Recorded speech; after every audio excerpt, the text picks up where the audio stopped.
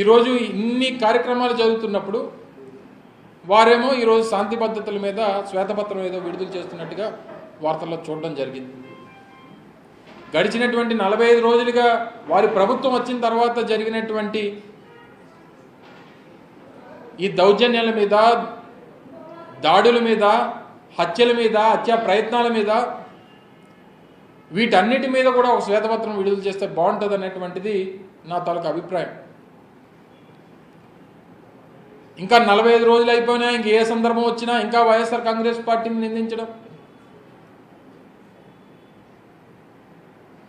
చివరికి ఏ స్థాయి దిగజారిపోయారంటే నిన్న జరిగినటువంటి హత్య కూడా వైఎస్ఆర్ కాంగ్రెస్ పార్టీ నాయకుల మధ్యలోనే జరిగింది అనేటువంటి విషయాన్ని వారి ప్రచార సంస్థల ద్వారానో వారి సోషల్ మీడియా ద్వారానో చెప్పేటువంటి ప్రయత్నం చేస్తూ ఉన్నారు. ఎవరైతే నిన్న హత్య చేశాడో ఆ హత్య చేసినటువంటి వ్యక్తి అక్కడ స్థానికంగా ఉన్నటువంటి తెలుగుదేశం పార్టీ నాయకత్వానికి చెందినటువంటి అత్యంత సన్నిహితంగా ఉండేటువంటి వ్యక్తి అనేటువంటిది అన్ని ఫోటోలు, సాక్ష్యాలు, ఆధారాలతో సహా ఈరోజు బయటపడతా ఉంటే చంపినటువంటి వ్యక్తి వైఎస్ఆర్ కాంగ్రెస్ పార్టీకి చెందినటువంటి వ్యక్తిగా చిత్రీకరించేటువంటి ప్రయత్నం చేస్తూ ఉన్నారు.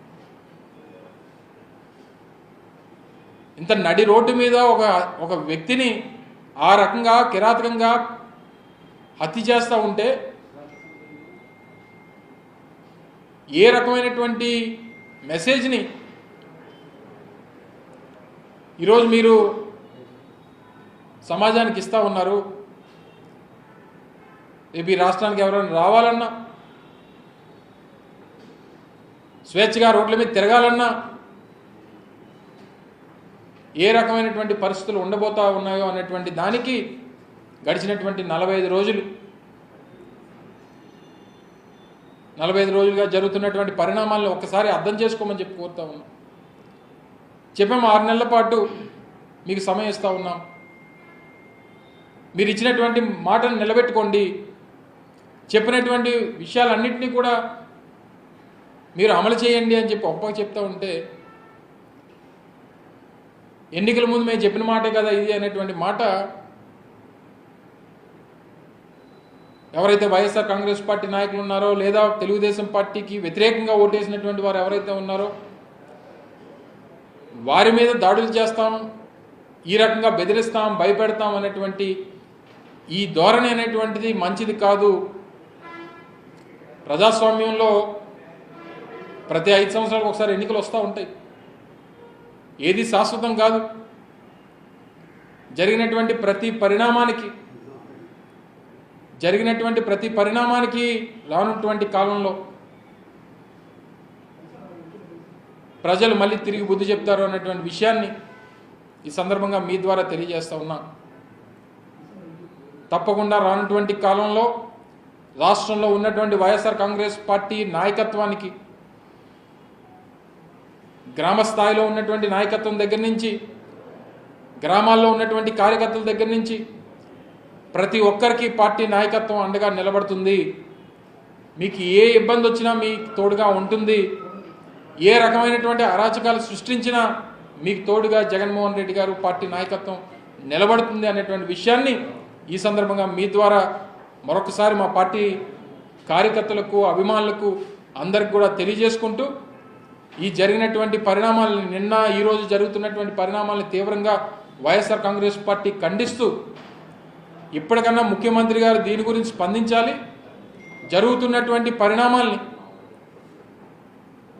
వీటి గురించి ప్రజలకు సమాధానం చెప్పాలన్నటువంటి విషయాన్ని కూడా ఈ సందర్భంగా మీ ద్వారా తెలియజేసుకుంటూ రేపు గౌరవ మా పార్టీ అధ్యక్షులు జగన్మోహన్ రెడ్డి గారు రేపు వినుకొండ వెళ్తూ ఉన్నారు, ఆ కుటుంబాన్ని పరామర్శిస్తారు. ఇప్పటికే చనిపోయినటువంటి మా పార్టీ కార్యకర్తకి ప్రగాఢమైనటువంటి వారి కుటుంబానికి ప్రగాఢమైనటువంటి సానుభూతిని ఇప్పటికే మా మాజీ ముఖ్యమంత్రి జగన్మోహన్ రెడ్డి గారు ప్రకటించారు. రేపు వారి కుటుంబానికి వెళ్ళి వారికి పరామర్శించి వారికి ధైర్యాన్ని చెప్పేటువంటి కార్యక్రమం కూడా వైఎస్ఆర్ కాంగ్రెస్ పార్టీ చేయబోతా ఉంది.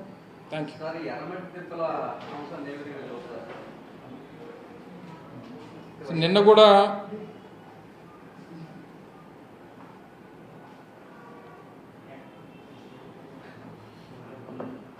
నిన్న కూడా నేను ఆ ప్రాంతానికి వెళ్ళడం, అక్కడ ఒకసారి జరుగుతున్నటువంటి పరిణామాలన్నింటినీ కూడా చూడాలన్నటువంటి ఉద్దేశంతో వెళ్ళడం, ట్విట్టర్ ద్వారా నా తాలూకు అభిప్రాయాన్ని కూడా వ్యక్తపరచడం జరిగింది.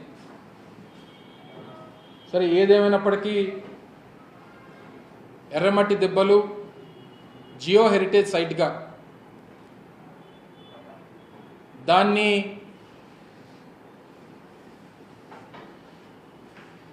దానికి సంబంధించినటువంటి అక్కడ 2000 దాదాపు 3000 ఎకరాలు జియో హెరిటేజ్ సైట్గా ఎర్రమట్టి దెబ్బలు ఉన్నాయి. నేవీ INS కళింగకు సంబంధించి దాదాపు 1000 ఎకరాల మేర గతంలో నేషనల్ సెక్యూరిటీకి సంబంధించినటువంటి విషయంలో వారు ఆధీనంలో ఉంది. మిగిలినటువంటి ల్యాండ్ ఏదైతే ఉందో దాన్ని ప్రొటెక్ట్ చేయాల్సినటువంటి బాధ్యత ప్రతి ఒక్క పౌరుడి మీద ఉంది. దానికి ఏ రకమైనటువంటి అనుమతులు లేకుండా పెద్ద ఎత్తున అక్కడ రోడ్లు నిర్మాణం కానీ, రోడ్లు ఫార్మేషన్స్ కానీ, నేను చూసింది అయితే రోడ్స్ ఫార్మేషన్ కానీ, ల్యాండ్ లెవెలింగ్ కానీ, లేదా అక్కడ ఉన్నటువంటి మట్టిని తరలింపు కానీ, ఉన్నటువంటి ఆ ఆర్కియలాజికల్ ఇంపార్టెన్స్ ఉన్నటువంటిది ప్రాపర్టీ ఏదైతే ఉందో దానికి సంబంధించినటువంటి వాటిని రిమూవల్ కానీ, లేదా CRZ నామ్స్కు ప్రకారం విరుద్ధంగా జరుగుతున్నటువంటి తవ్వకాలు కానీ ఇవన్నీ కనబడ్డాయి.